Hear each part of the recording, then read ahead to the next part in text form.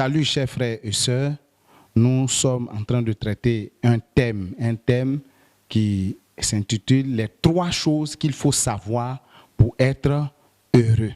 Et nous avons comme ça pris dans le livre de Jean 13, le verset 17, qui dit « Si vous savez ces choses, vous êtes heureux pourvu que vous les pratiquez ».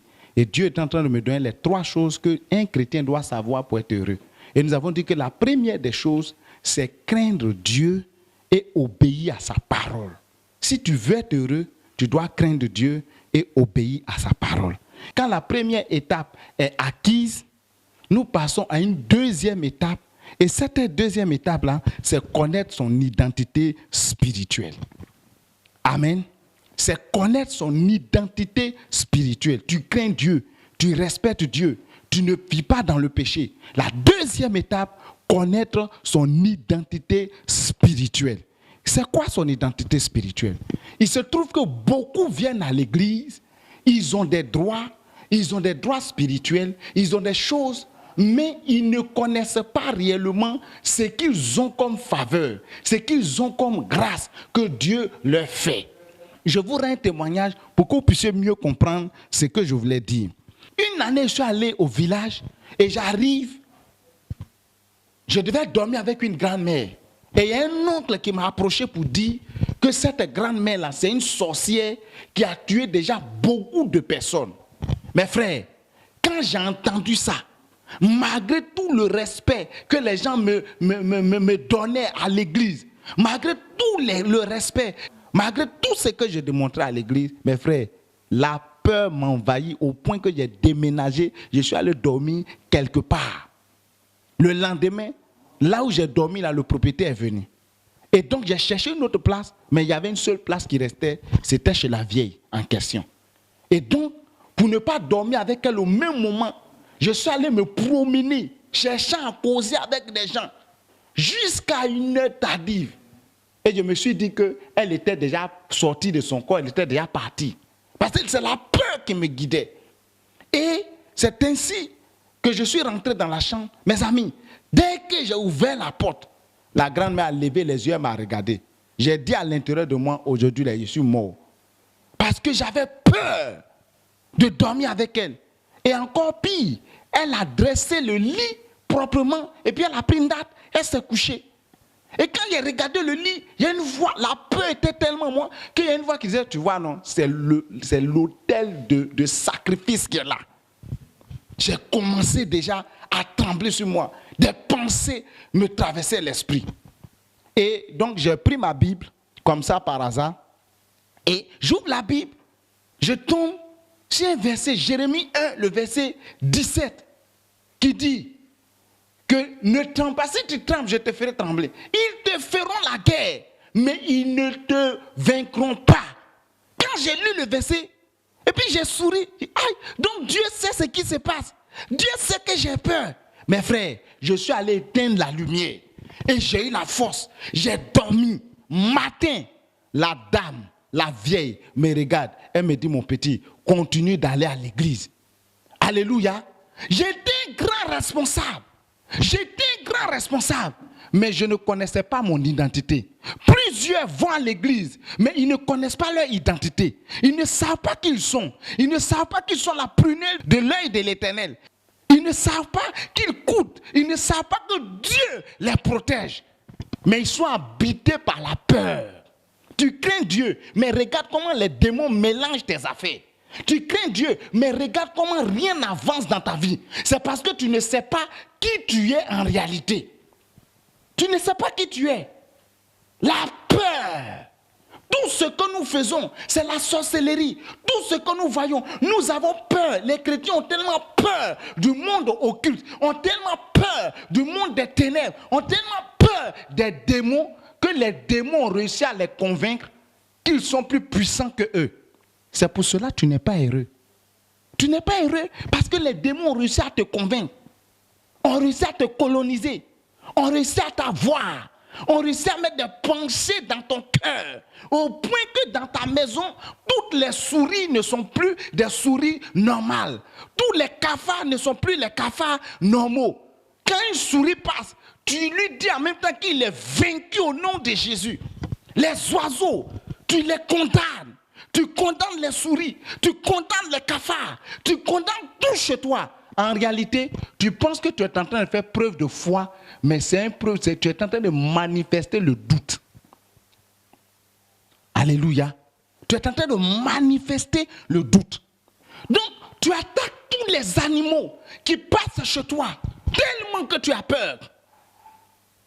À l'église, quand on te dit que lui, il est sorcier, dans ta famille, quand on te dit lui là, il est sorcier, automatiquement, tu as des problèmes. Quand tu salues la personne, tu dis dans ton cœur, tu es vaincu au nom de Jésus. Si tout de suite la même salué, puis tu as senti quelque chose, ça devient déjà un problème pour toi. Tu te demandes, quand il t'a salué, qu'est-ce qu'il a mis dans ta main? Est-ce qu'il n'a pas chié même dans ta main? Qu'est-ce qu'il a fait? Est-ce qu'il n'a pas pris ta bénédiction? Des chrétiens, on prend leur bénédiction facilement. Tu crois que quelqu'un est là et on peut prendre toujours ta bénédiction facilement. Il y a une église. Cette église-là, on ne sait pas quel prophète. Dans nos églises, nous avons des gens qui prophétisent. Et ils ne prophétisent jamais quelque chose de positif. Tout ce qu'ils prophétisent est mauvais. C'est eux qui prophétisent que l'arbre qui est devant l'église là, c'est la sorcellerie. C'est eux qui prophétisent que telle chose, le caillou, le rocher qui est devant l'église là, c'est là que les sorciers font leur réunion. Et dans l'église, c'est ces genres de prophéties qui sonnent. Et donc dans une église, il y a une prophétie comme ça. Et la prophétie c'était quoi?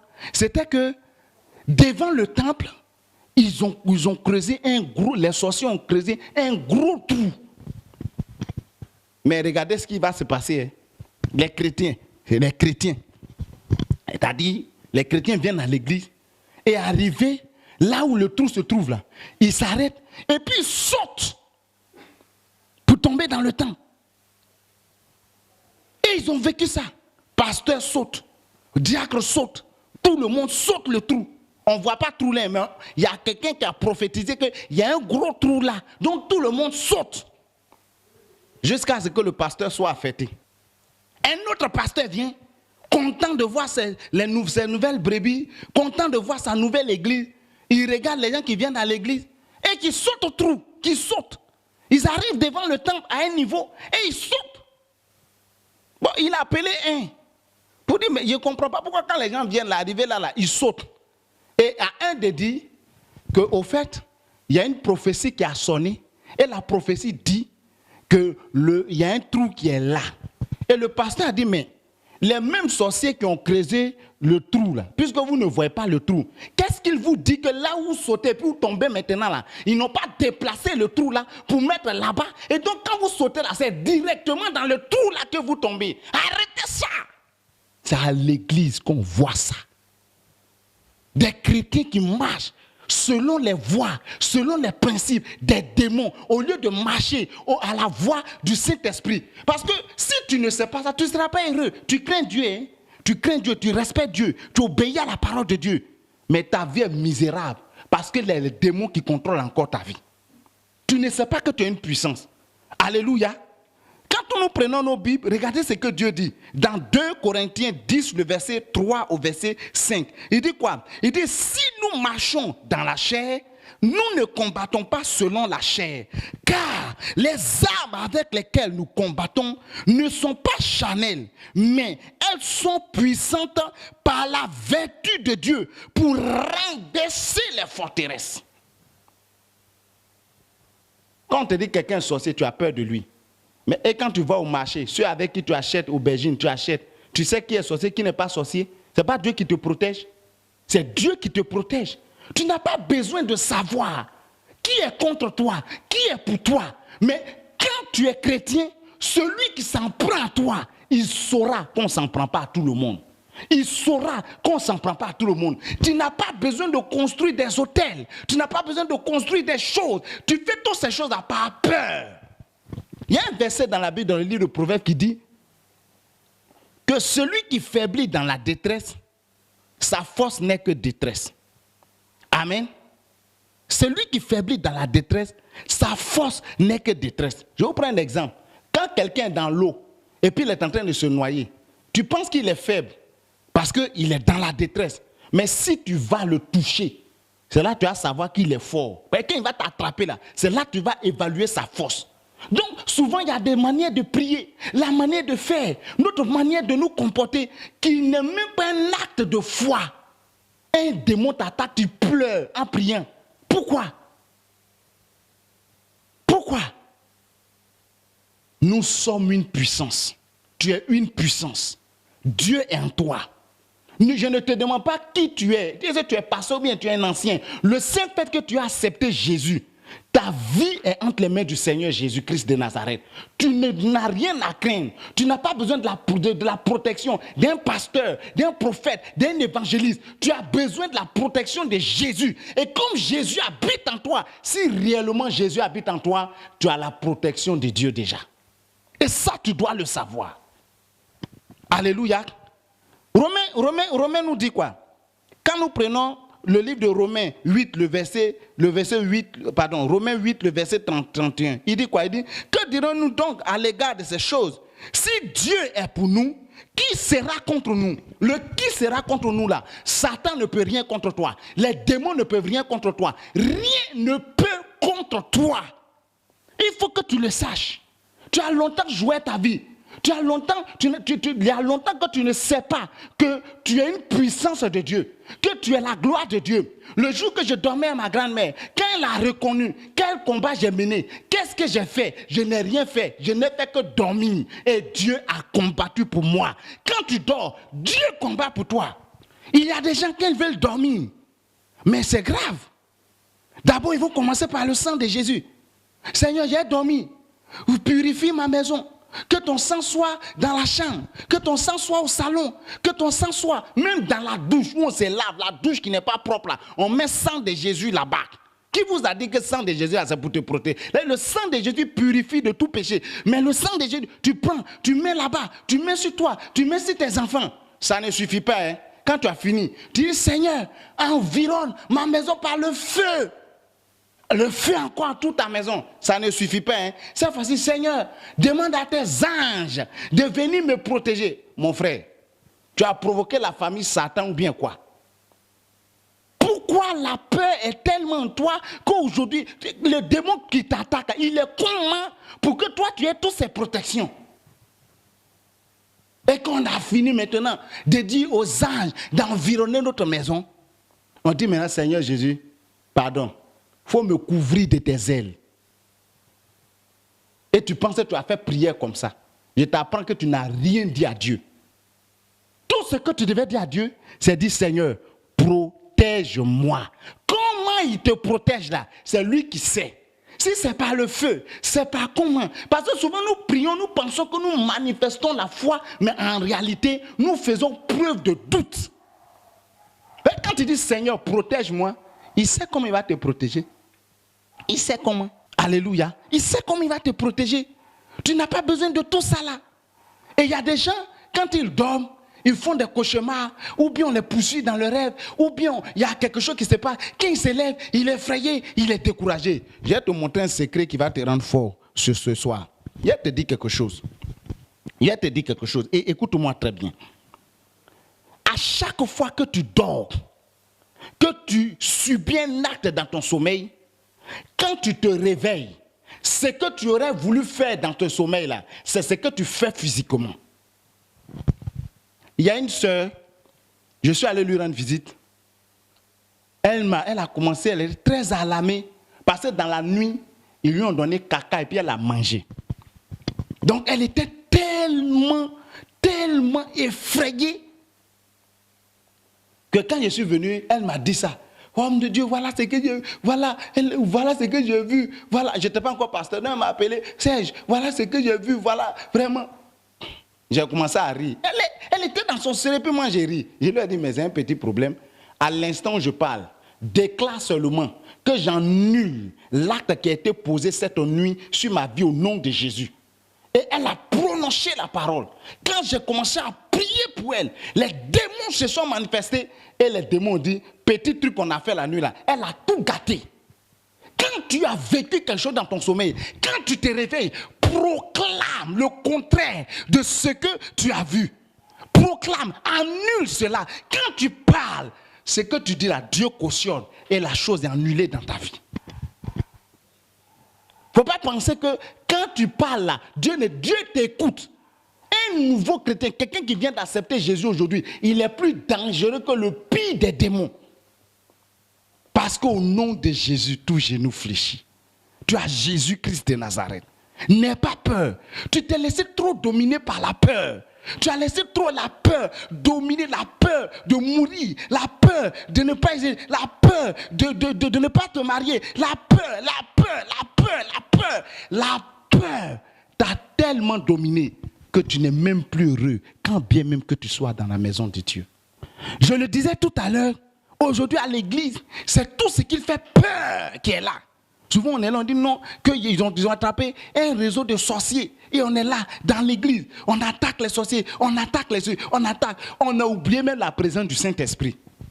On a oublié que quand on est réunis là, la Bible dit là où 2 ou 3 sont assemblés, Jésus est parmi eux. Mais vous parlez encore de sorciers.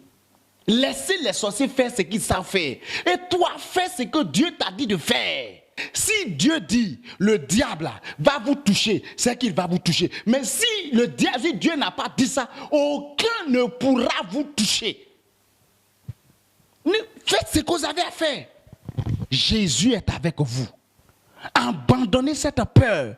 Abandonne cette peur qui fait qu'aujourd'hui, quand tu n'as pas vu le pasteur, tu es troublé. Quand tu n'as pas vu le prophète, tu es troublé. Quand tu n'as pas vu ceci, tu dois abandonner ça. Parce que ton espérance, ce n'est pas tous ces hommes. Ton espérance, il s'appelle Jésus-Christ de Nazareth. Et si ton espérance est en Jésus, tu verras que tu seras toujours fort. Ton pasteur n'a rien de différent par rapport à toi. Tu sais, la particularité, c'est qu'il sait qui est Jésus. Il connaît son identité. C'est la différence entre toi et ton pasteur. En plus de l'onction qu'il a reçue. Ben lui, c'est un travail. Lui, c'est son travail. De la même manière, toi, tu travailles, tu es boulanger, tu es directeur, c'est comme ça. Lui, c'est son travail. Mais au-delà de son travail, parce que même il y a des pasteurs qu'on tue, mais au-delà de ce travail, il connaît Jésus. C'est ce qui fait que tu as l'impression qu'il est plus serein que toi. Il connaît Jésus. Et Dieu dit, mon peuple n'est pas heureux parce qu'ils ne me connaissent pas. Ils ne savent pas que je suis puissant. Ils ne savent pas que je suis puissant. Ils ne savent pas que j'ai tout pouvoir. Ils ne savent pas. Ils pleurent devant les démons. Un petit démon a commencé à troubler ton foyer dans ces jours. Et regarde ce que tu es devenu. Prends autorité sur ce démon. Un démon s'est levé contre ta famille, contre tes enfants. Prends autorité sur eux. La Bible dit, je vous donne le pouvoir. Dieu te donne le pouvoir. Tu as le pouvoir en toi. Ce n'est pas la capacité de jeûne. Ce n'est pas le temps que tu mets dans la prière. Mais Dieu, le pouvoir est déjà en toi. Tu dois arriver à un stade d'adoration. Nous aurons l'occasion de voir où tu adores Dieu réellement. Mais plus tu es là, tu peux passer sur 2 heures de prière, tu as 5 minutes d'adoration, tu as 1h30 de combat. Tu combats qui même? Tu vois qui? Remets-toi à Jésus-Christ de Nazareth et tu seras fort dans ce combat. Que Dieu vous bénisse abondamment. Donc vous voyez, la première, crains Dieu et obéis à sa parole. Deuxième, connais ton identité. Sache que tu es un chrétien puissant en qui Dieu s'est investi. Tu as la puissance de Dieu. Tu as la possibilité d'annuler tout ce que les démons ont construit dans ta vie seulement en parlant, seulement en priant. En priant, tu peux annuler tout ce que les démons ont fait. Prends autorité, ne te trouble plus. Un jour, j'ai fait un cauchemar. Quand je me suis levé, j'ai fermé les yeux. J'ai pris mon temps. J'ai fermé mes yeux.